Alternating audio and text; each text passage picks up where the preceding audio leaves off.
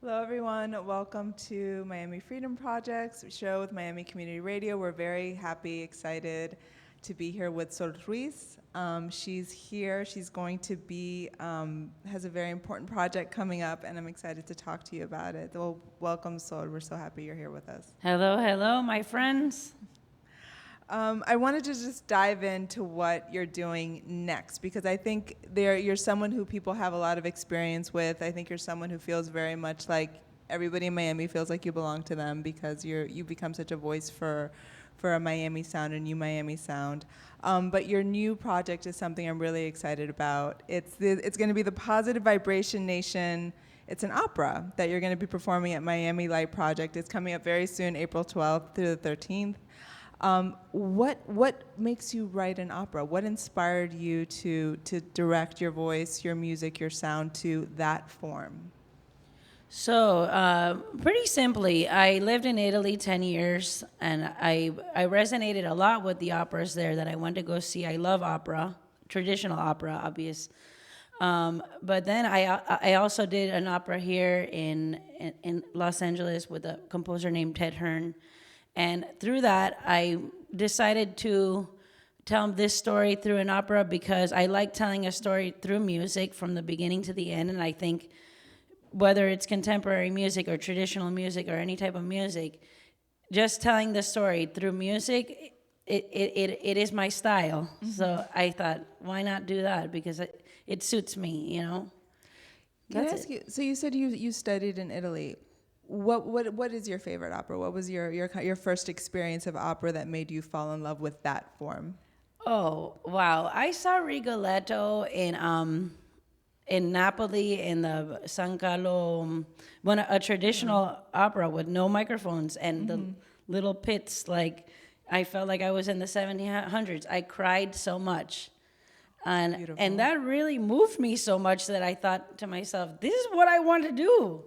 You know, and it's bizarre because I know that Miami sound never has had an opera, and the Rock Wabanco opera, I thought that it was too far off to pitch it, but then I thought, why not give it a shot? And then Miami Light Project picked it up, and I said, and Knight Foundation supported it, and a lot of people started supporting, and I said, hey, you know what? There's something to this. Do you have any experience, interest in, and I just thought of this now, and I don't know that I've thought of this form in a while, zarzuela? Like, do you have any experience or connotate, does it evoke anything for you, or it's Italian opera as a form specifically that Are you speaks to talking? you? Is The Spanish operas that we grew right, up with. Zaranzuela, which is the Spanish versions. Yeah. So I do have I did see in Madrid. One, I think Carmen is also one a Zaranzuela, is it not? I mean, it's French, and then I think it has been done in I'm the sure- zarzuela version. I'm sure. I remember seeing one at some point, but not. I don't remember the name. But I seen so many shows over there. But I'm sure that I saw it, and I'm sure I loved it, but I don't remember which one. Yeah, no, it's just as you were talking about opera, I always feel like that should be more closer to me, but yet it feels further away than Italian opera than what we think of in the United States, like how we engage with opera. It's very European. It's France, Italy, maybe Germany, but those are the operas that we engage with. But we have a form that's closer to us that feels Yes, we're not close as engaged with. Well, you know, the thing is that with traditional Italian opera, that's where the form of the song that we still use, chorus, verse, telling a story through the 3 minutes, it's still from there. So I think that for me, and living there and absorbing that culture, that's where I got the vibe for that, more than the Zarzuela, which I'm sure it has its own thing and its own vibe. But I really got this kind of concept from the Italian one, which I love. You know, so that's what I felt in my heart. You know. Yeah, no, I think it's lovely. And until you said it, I also realized, when you do an album, do you think of it as a story from beginning to end? Yeah, I do. And I try to tie things together magically through little subliminal things. Like, I don't know if anybody noticed that I end a lot of songs that they in the time 3:05. I like a lot. There's a lot of subliminal things in my music that I'm not sure if people caught on to it yet, or I'll let that happen naturally. But there's a lot of stuff like that in my music that I think, it's just my little madness clicks at the moment. But I love tying things together, tying little things together to my roots, to my people, to experiences in my life, and doing it in a way that is subliminal or artistic, that people have to interpret it. For me, is super fun. What was the most challenging part about writing the opera? Because you're also writing a story. There's a libretto. People are going to be following it as you're singing, as you're performing. What was there any part that was more challenging for you?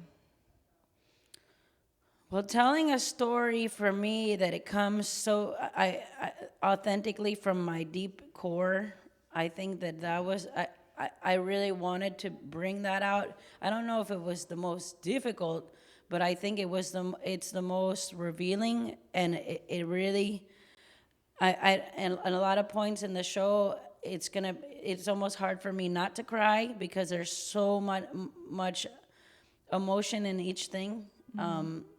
But I think the hardest thing about putting anything together is getting the people together and uniting everybody, which was the goal of this show.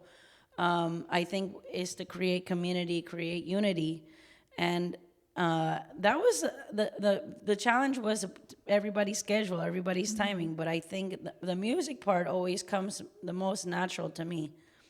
You've had this incredible experience being in Italy, being able to live that experience through this form that could feel very remote to other people. When you were bringing in your collaborators, how comfortable were they? How old or new was this to them? How did they engage with this material? Well, so the characters are my bandmates. So that's Ray Rodriguez, Alejandro Sierra, Charlie Poe. They have been working with me for 13 years. Mm-hmm. So I don't think it was difficult for them to understand that, hey, Sol is doing this, and come on, let's do this. Especially since they created the songs with me, a couple of the songs with me also. So I feel like they right away understood where I was coming from. Whereas then we have the directors, Teo Castellano. And once I got the picture together with everybody, getting everybody on board to understand what this concept was, a lot of them would read the libretto and they're like, how are we going to do that part? And it's come together so naturally, and it's not so literal as it is interpretation, So I think a lot of people are going to walk away and just have a conversation about what things meant, really. So I'm leaving that open. How do you feel your audience that usually engages with you, Spotify, through your music, in kind of more contemporary ways? Like, how do you feel that the audience is going to be able to find you in an opera? Your typical audience, or what you think of as the audience that you've built. Do you think that they're going to be open to an opera, or if it's going to be a new experience for them? I think it's along the lines of what Sol and the Tribu has already been creating, and I think that it's just an extension of me, and I think that it is the Miami sound. It is something that has already been something that people have been consuming just in a story form. So I'm not even worried. I think they're gonna get it. I think so too. I think it's going to be not incredible. New Miami sounds. What is that new Miami sound for you? What defines it for you? So, and for better terms, I just think that it's un picadillo, un sancocho. It's the sound of Miami is a lot of Caribbean music mixed together, and with the bass, Miami bass, and funk and swampiness. But I think that all those elements that come together create a sound that is really unique, really special. And I'm getting chills just talking about it, because that's my sauce. I love that sauce, and I want to represent that sauce for all of us. And I love to be a part of this town. So thank you guys for support. What for you, what makes it different? Because I feel that Miami is always referencing its influences. It's I'm Cuban, I'm Haitian, I'm from Colombia. We're always bringing something to this place with us that's not like what we left, but it's something new to what our surroundings are. What makes the Miami sound as you feel it different from where it would be anywhere else? From New York, from LA, from New Orleans? Like what makes that Miami sound very unique to us? It's Caribbean. It's really Caribbean. It's so Caribbean that no other place in the United States has that Caribbean core like we do. So I know that, LA has a bunch of different influences. I'm not saying that they got their own thing going on there too, but here is Caribbean music at its core, and we're blending it together seamlessly that you don't even know if this is a reggae or is this song or is this or is it un guateque or is it you're just gonna, when you're here, you feel that everything is influenced by each other and there's no kind of separation between the two. And I think that when in Cuba, when it happened with the flamenco and the Spanish culture with the African culture, it turned into son cubano, and nobody said, "Oh, this is not son cubano. This is not flamenco, or this is not." It's the same thing with what's going on here. We're blending all the Dominican, Puerto Rican, all the like you said, Haitian, Colombian, all those things are mixing together and becoming seamless. And I think that that's what really makes it different than any other place. And I love that about that. Well, if as it takes form in this opera, one of the things that stood out for me, so you set the opera it maybe scares me to think of it in a kind of near future where the climate crisis has taken over the city. Do you want to talk a little bit about what your idea was for where the setting of this opera? Well, I think when you put so it takes place in the year 3050. Dissect that easily, 305 with the zero at the end.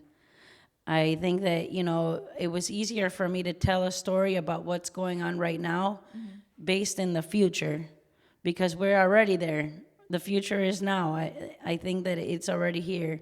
So when I was talking about, so a lot of the things that are talked about in the show are climate change, how technology is taking over and how it's taking erasure of identity and taking away from our culture and making it seem like, oh, this doesn't exist anymore. What I basically think is that if you base it in the future, it's easier to tell that story, but we're already there, I don't know if you get it, but... No, I do get it, because I do think, one of the things that we always talk about in our work with the Miami Freedom Project is the climate crisis is, it's here now. I think we talk about it as a very kind of, 30 years. When I first moved to Miami, it was like, it's 50 years. Now it's 30. It's probably, when is it going to be 20? I think every time, we have that, an average normal rain, and you have that moment where you lose electricity, can't get, you have flooding. We have these kinds of crises. We had an earthquake in New York. These things that shouldn't happen are happening with a frequency that we can't. We've almost normalized it in a way, but these are very small crises. These are things that are happening right now that we're responding to. And I think when you set this future, there was something, when I realized that you were describing a future where there was a real effect to climate that changed the way that we lived. It was in some ways frightening, but then it was also assuring in the sense that I recognize those people. I recognize people who are trying to find a solution, who are trying to find authenticity and truth and beauty and progress and real solutions. So it gave me a safe space of being like, it's not now, it's still something that's going to happen next. But if it were to happen, there are still people who I would understand and could relate to that are trying to figure it out. So it was both. It was a little bit, you got the sense of urgency of these real problems that we're trying to grapple with, but also a sense of possibility. that was really powerful for me. So, touching on that, the opera starts in the year 3050, and everything is underwater, and we live in these domes, right? And actually, in these domes, everything is regulated from the air to the water, everything, right? So it's not you don't even get natural sunlight, and I think that that may happen soon, but I don't think that that's happening right now. But at the same time, I wanted to create like a warning and create, maybe this is what could happen, because actually underwater we won't be affected by the sun as much as under the water, so you could regulate it better. And there's actually a lot of space, outer space in the water. So I thought, why don't I make this story under the water instead of above it? Because it's going to be too hot. It's going to be heated. So, but without saying too much about this libretto and about what this is about, and who knows if anybody, when they watch it, will interpret it like that also. But I do see us living under the water in the future. Whether other people see it or not, maybe they're already making plans to have us live in bubbles under the water. You never know. I mean, I definitely feel like we're always in a kind of conversation, negotiation with water. So when we think about the sea levels rising, it's taking over. And there is a tension there, because it's this thing that you love, and then there's the sense that it's coming for you in a way that there's this very kind of almost like uneasy tension of like the sense that we're going to be overcome by it. The world is always very changing, powerful. though, with the sea levels, with climate, with the ice ages, and it's going to be inevitable that it changes, but we're making it even faster. And who knows if that time is going to come sooner than we think, That's what I think. No, I'm sorry. How do you feel as an artist to comment on a climate crisis, to comment on something that, yes, is this larger change of the world that is how we evolve and how things change, but is also something that we're potentially making worse, that it touches upon a political crisis? How do you feel as an artist commenting on something that can be so polarizing and so difficult for people to even talk about? Because it is frightening. I really don't know why it would be polarizing. We feel it every day, but at the same time, we're living it right now. I see it as something that we just have to, face and learn how to deal with it on a daily basis. And hopefully, the leaders and art itself can help change some minds about where we're going and how we can make things better, things in a positive direction. I think that we have time to make things positive. Also, I don't want to just think about the gloom, because if you just think gloomy, gloomy, gloomy, that's what you're going to see around you. But if you think positive thoughts and you choose to lead your life in that positive way, it'll have that positive outcome. And I think that's also what the opera is about. Yeah, well, look, I think when you're talking about these very difficult ideas or concepts that we don't want to think about, we don't want to think about things changing in a way that's unrecognizable, definitely make it a wawanko. And then it kind of gives you that space to enjoy it. It gives you almost there's this like safe ground space of where it becomes a creative expression, where it becomes something that makes it a place you want to be. And I think it's a really important place, because it's a place we have to be, that you're able to do that. Well, another point so besides making it so literally about the planet, I think that what happens in this opera is that a lot of things are happening within our own minds, and it plays with a lot on perceptions. So in some ways, it's saying, in my mind, I see Miami like this, and it could become this, but then it could also be like this. And a lot of things just come from ourselves. So if we project ourselves and do certain things, it's going to happen. And each one of us actually can make a difference. The thing is that a lot of us don't think that we can make a difference, but we can. Well, I think to me, there's a real honesty that you apply to, yes, the climate crisis, but then also your own identity as an artist, your own kind of, the things that we all struggle with, yes, in an artistic career, but in any path that we've chosen has its conflicts because humans are conflicted. We all have our doubts, we all have our insecurities, and I think you weave those together in a way that does feel very personal in your work, and I think beyond the opera, and I think that I'm so excited to see it, and I'm so grateful that you've created this for us.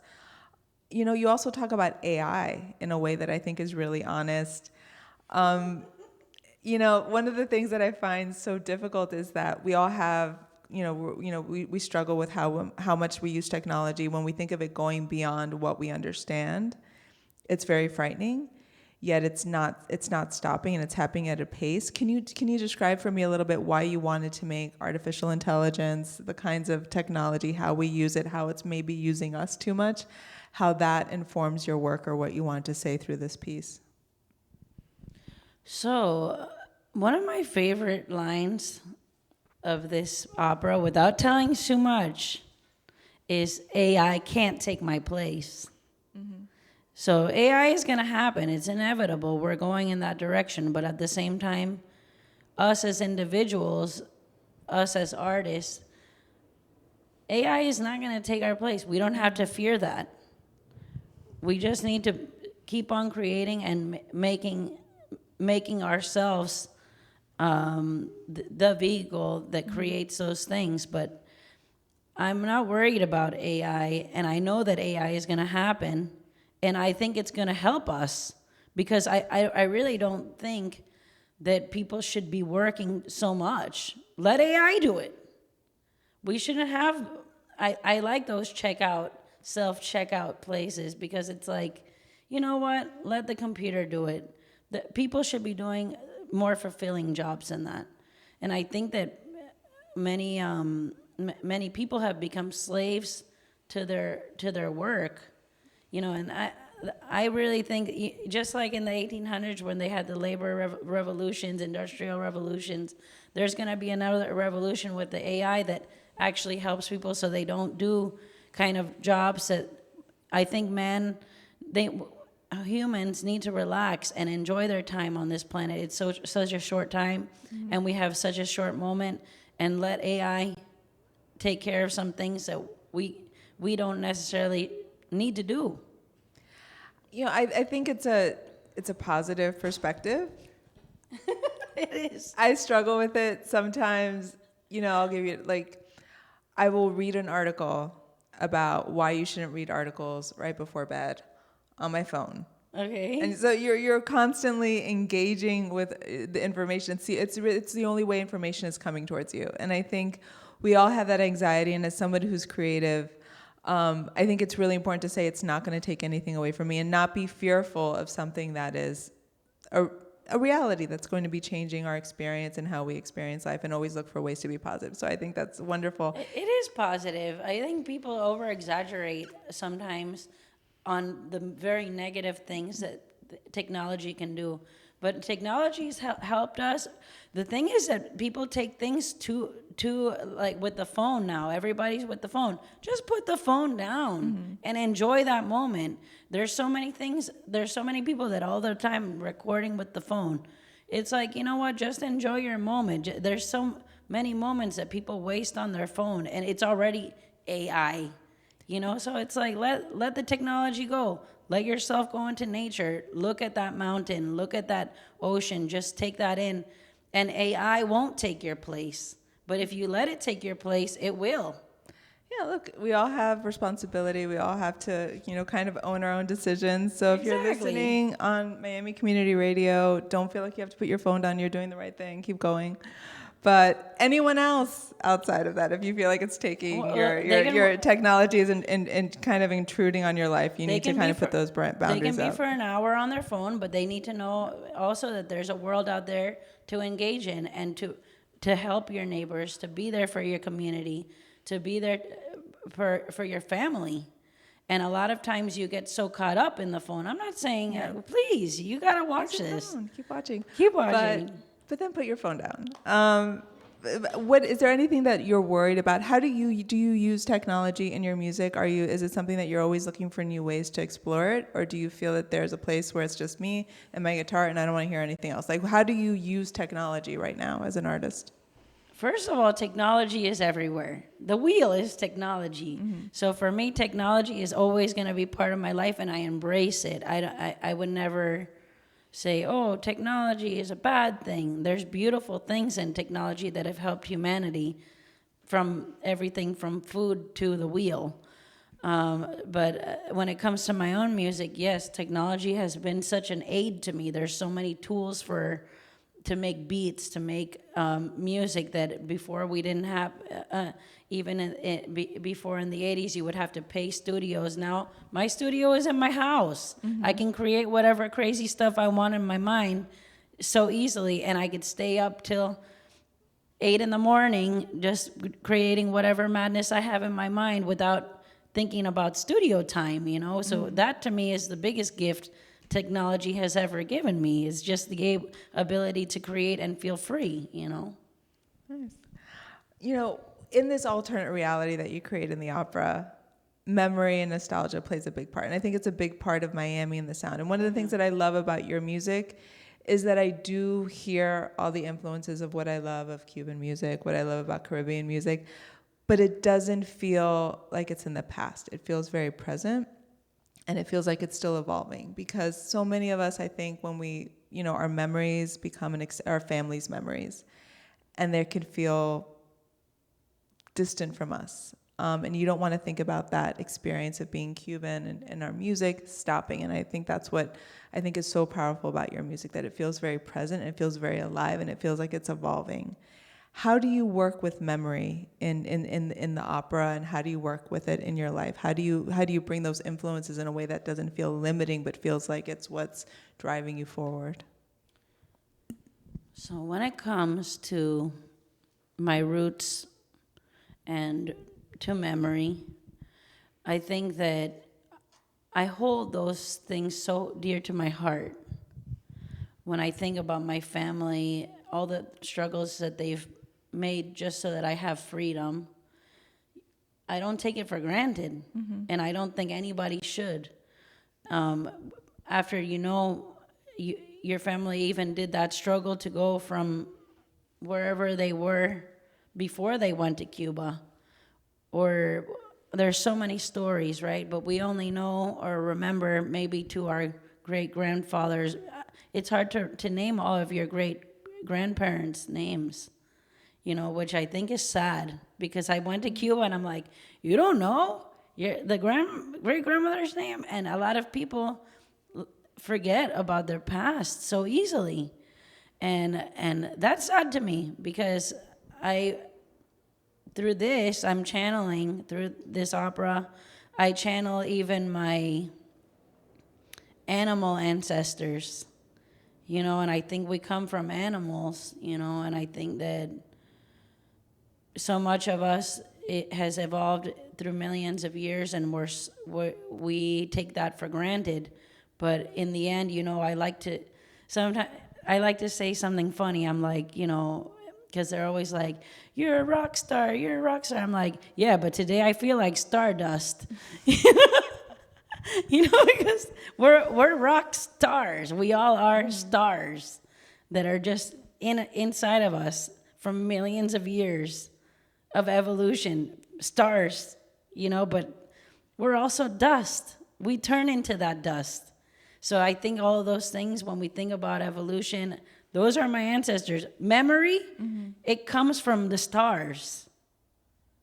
So I go back billions of years, in my dreams, in my thoughts, and in this opera, I took myself there. I was like, oh, where am I? What is my roots for real, though? Is it Cuba? I don't think it's just Cuba. It's not that. It's so far back that we have kind of no idea, but at the same time, if you really meditate on it, you can feel it. Wow. Well, that's beautifully it's beautiful how you can express that and how you can bring that into music. And I feel like we should listen to some of your music now if we can, Nick. Are we? Okay. Okay, so we're good. So Cool. we'll turn it off.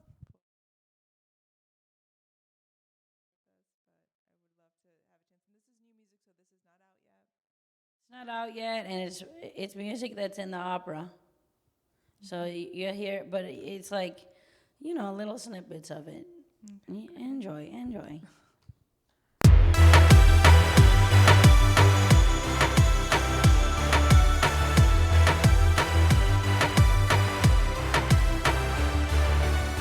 People try to control me, cookie cutter mold me, but I'm a gypsy, you can't own me, can never duplicate or clone me.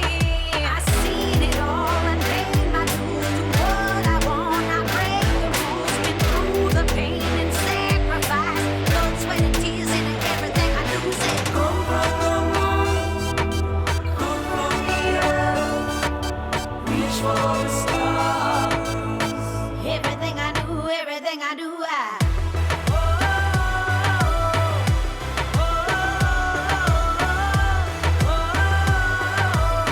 come from the heart, come from the heart.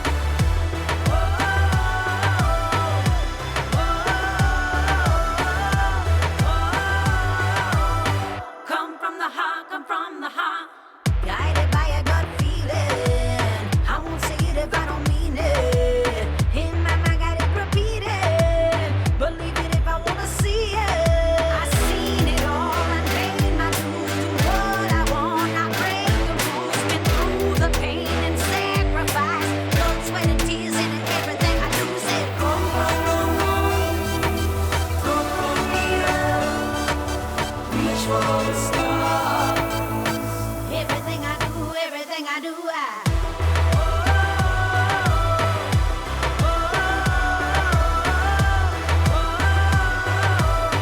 come from the heart, come from the heart.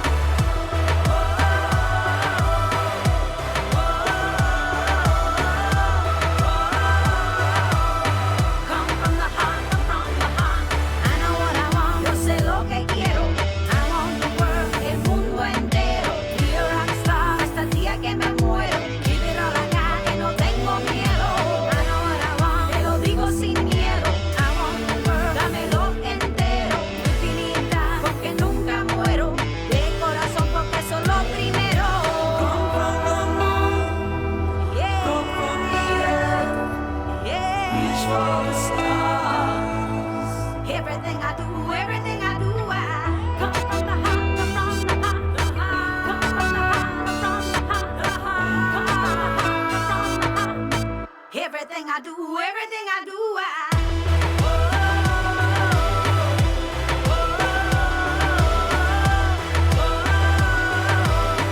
Come from the heart, come from the heart.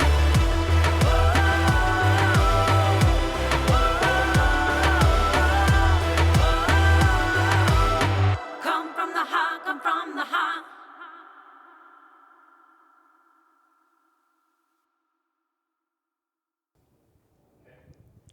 Okay, well, I hope everyone enjoyed that.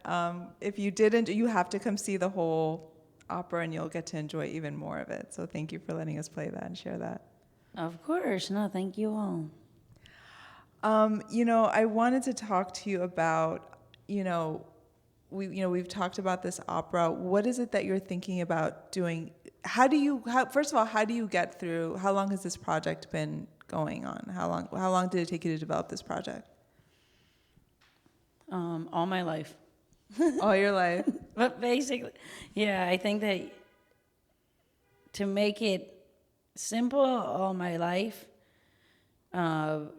literally, I've been working on this music since 2019, and then to conceive the opera as a piece of work altogether, I think 2 years.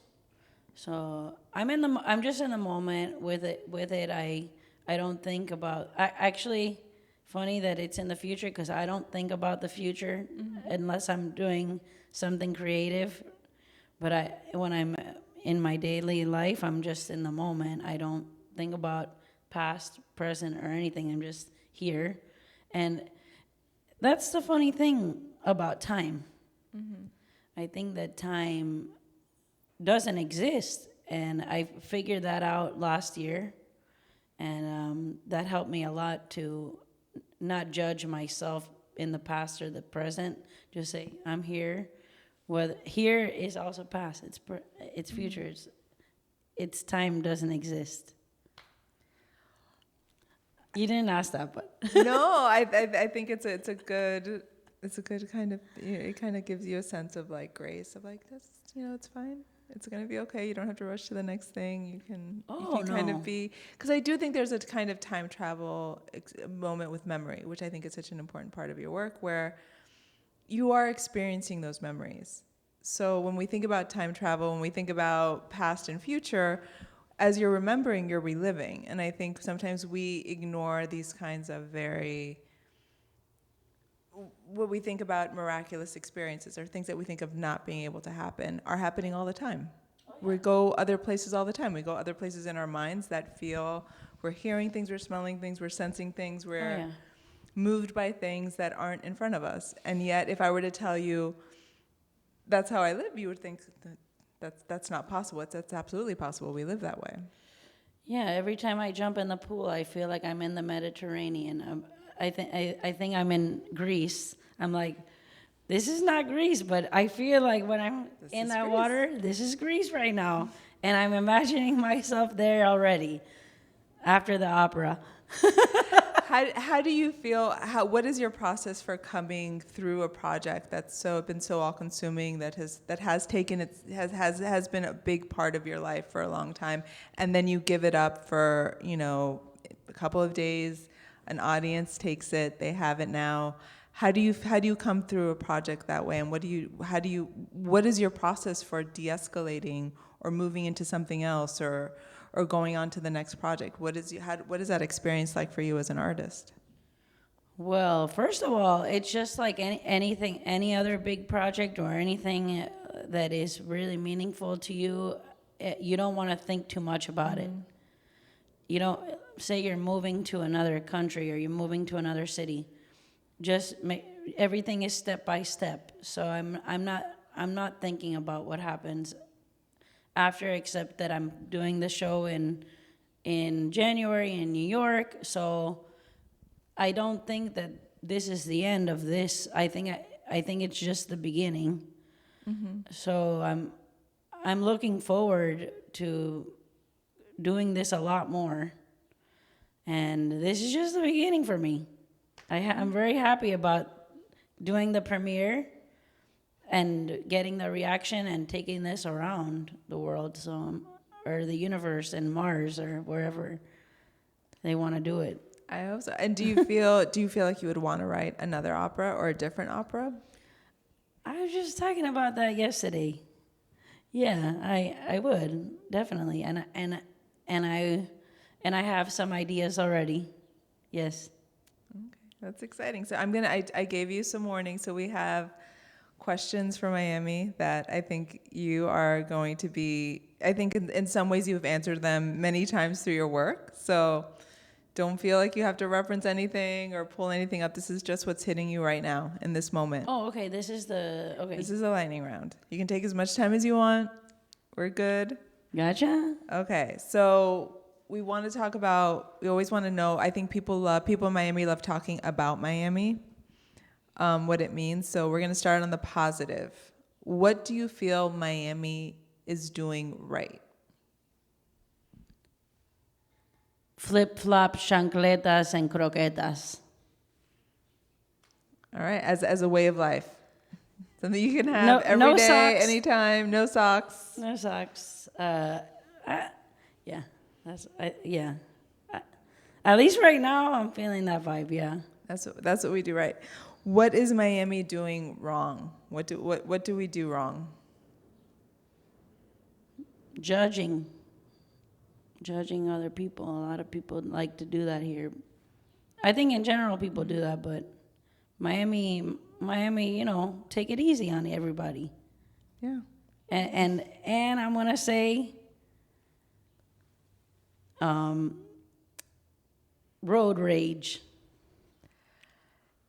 What's your experience? Are you the aggressor or are you the receiver of the aggression? Like how do you deal with road rage? First of all, I'm a cruiser, so I don't even get involved. I'm just looking from afar, but I see a lot of road rage, and it's kind of, for me, that's not my vibe. It's a lot. I'm a nervous driver. So I feel like whenever the people say things like nobody uses their signal, I feel like I overuse the signal. I feel like I am such a cautious person. Whenever I hear anybody complaining about a driver, I just kind of think like, are they talking about me? Was I there? They'll be like, oh, 995. I think, was I a 995 at this time? Like, I always think it's me because I feel like I'm the kind of very careful person that nobody else in Miami is in driving. I'm such a cruiser. When it comes to drive, I've been driving since I'm 15 years old, and I love driving. I've actually, there's a lot of references in the opera to Mi Cohete, and the Mi Cohete is my Mustang. Actually, it's just I love driving. I lived in Europe, right? When I lived there, what I miss the most is driving. So I love driving. What's your favorite road trip? Like, what's your favorite? I'm getting in my car and I'm going here. Out west, I love the mountains too. So I love that area around the Four Corners in Utah. That area. That I love New Mexico area. I'm not gonna say I'm getting in my car to go. No, I would say if I get in my car to go, it would be more I'm getting in my scooter and going to the beach. That's my everyday thing. But if I'm going to go for a long one, I'm going to go probably out west. New Orleans is my other place. I love Texas. I love the United States nature. The nature here is amazing. There's so many beautiful places that Florida people don't go see, and I love nature. What is your what if you couldn't live in Miami, where else would you want to live in the United States? Virgin Islands. Really?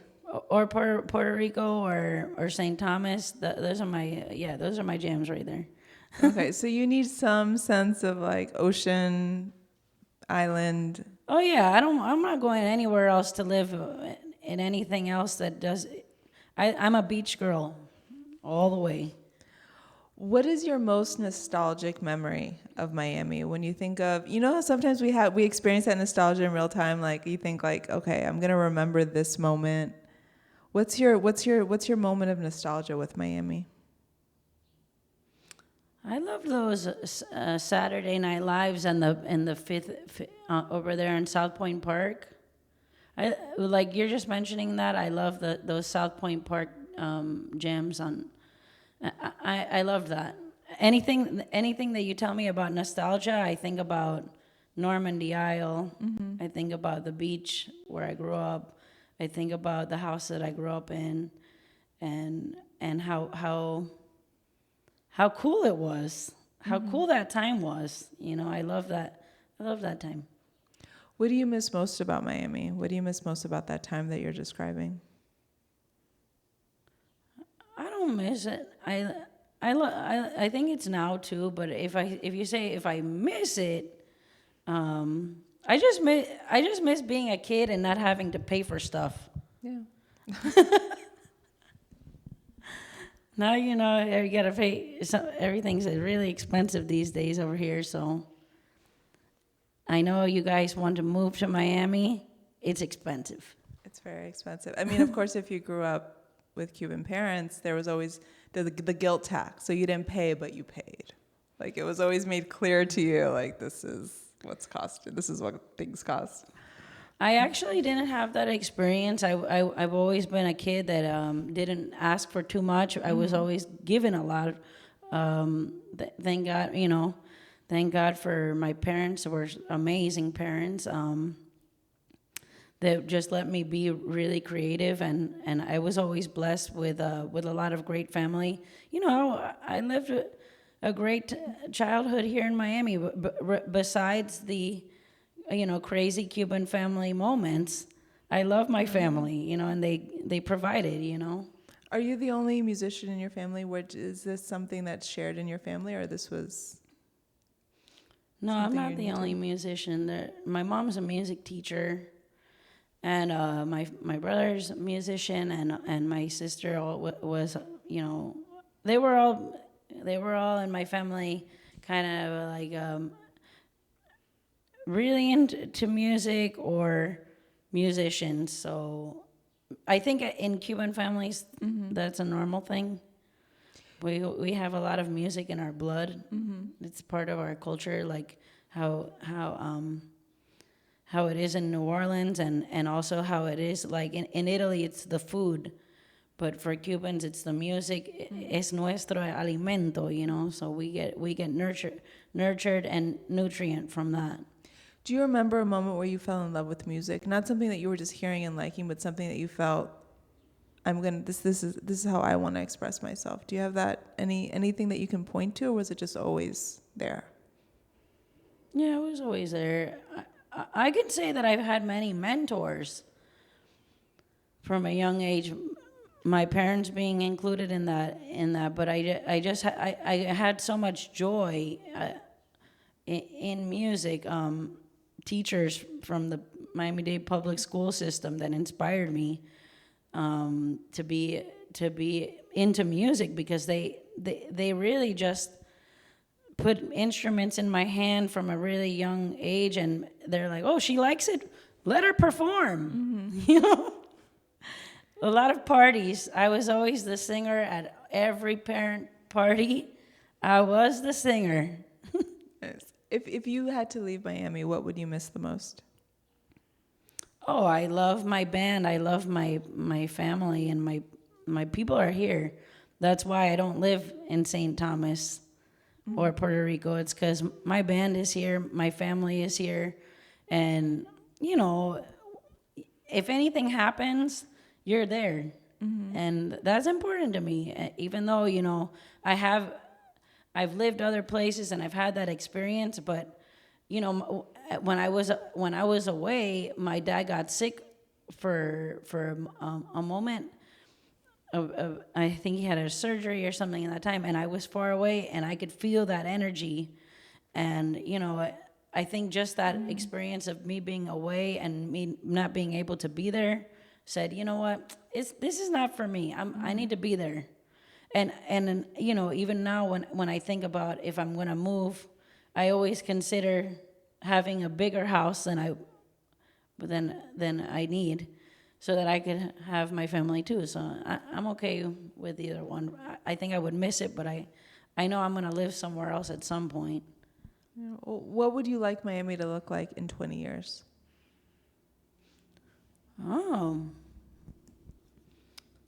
I like it to be a cultural place that people can come to listen to a lot of amazing music and see a lot of amazing art. I also think that we're progressing in a great way when it comes to technology here, and I think that that's going to continue. I think that all the leaders really want these kinds of electric car companies, and be a base for technology would be amazing to me.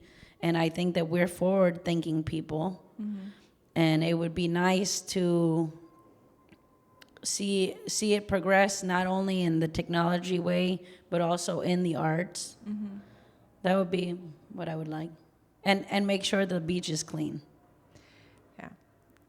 We usually have an extra credit question, which I feel I can't give you, because it's, if Miami was a novel, what would the plot be? And I feel like you've written a full plot. It's your opera, and it would be unfair to just spring this one on you and be like, do a second one, do another one right now for me. But I do think that your opera is a real.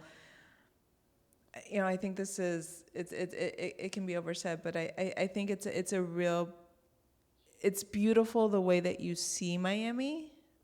Even if you're setting it in the future, I think it's a Miami that we all recognize, or we all can recognize, and we'll be able to recognize through your music and through the experience of being in this opera and having this artistic, creative experience with so many beautiful collaborators and artists that feel the same connection to Miami that we do. So I think you've already given us that. So thank you for that. Positive Vibration Nation. Miami Light Project, April 12th and 13th. And is there anything else that we need to share with people about being able to see the show and being able to experience this opera? I think that, just love one another. That's the most important. All right. Well, thank you so much, Sol. We love having you here, and thank you so much for giving us this time. Thank you. Thank you for having me. Thank you for watching and tuning in. I hope to see you guys there. And it's been such a pleasure. Thank you. And when you need to shut off, you can shut off now. Or no, keep watching, but still, it's just know that choice is yours. So thank you, everyone.